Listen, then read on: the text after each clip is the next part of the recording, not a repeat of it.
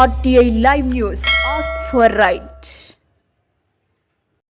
ఆదివాసీ మహిళపై జరిగిన అత్యాచారం సంబంధించి ప్రగతిశీల మహిళా సంఘం ప్రధాన కార్యదర్శి మడవి రేణుకాబాయి మాట్లాడుతూ ఆదిలాబాద్ జిల్లా కేంద్రంలోని సిపిఐఎంఎల్ మాస్ లైన్ కార్యాలయం కొమరంభీం భవన్ ప్రాంతంలో అమాయక ఆదివాసీ మహిళలు మాయమాటలు చెప్పి ఆటోలో నిర్మానుష ప్రాంతంలో తీసుకుని వెళ్లి అత్యాచారం చేసి హత్య చేసి చనిపోయింది అనుకుని అక్కడి నుండి వెళ్లిపోయిన షేక్ మఘూమ్ అనే మైనార్టీ వ్యక్తిని చట్టపరంగా శిక్షించాలని ఆయన్ను వెంటనే ఉరి తీయాలని డిమాండ్ చేశారు. లేని పక్షంలో ఉమ్మడి ఆదిలాబాద్ జిల్లా వ్యాప్తంగా ఆందోళన చేస్తామని హెచ్చరించారు.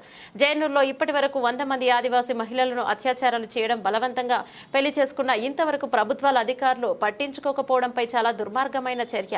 దీన్ని తీవ్రంగా ఖండిస్తున్నామని, జైనూరులో ఎవరైతే అక్రమాలకు పాల్పడతారో మైనార్టీలను అక్కడ నుండి పంపివేసి పైసా 1/70 చట్టాలు పగడ్బందీగా అమలు చేయాలని తెలంగాణ రాష్ట్ర ప్రభుత్వానికి విజ్ఞప్తి చేస్తున్నాం.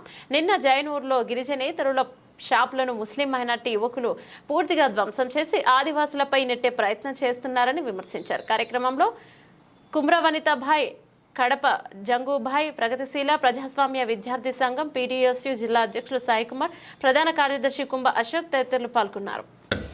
శిక్షించాలి. ఆదివాసీ మహిళపై అత్యాచార కాండాన్ని ఖండించిన వ్యక్తిని శిక్షించాలి.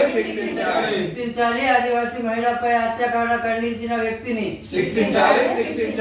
ఊరి తీయాలి. ఆదివాసీ మహిళపై అత్యాచారం చేసిన వ్యక్తిని ఊరి తీయాలి. ఆదివాసీ మహిళపై అత్యాచార కాండాన్ని ఖండించండి. ఆదివాసీ మహిళపై అత్యాచార కాండాన్ని ఖండించాలి.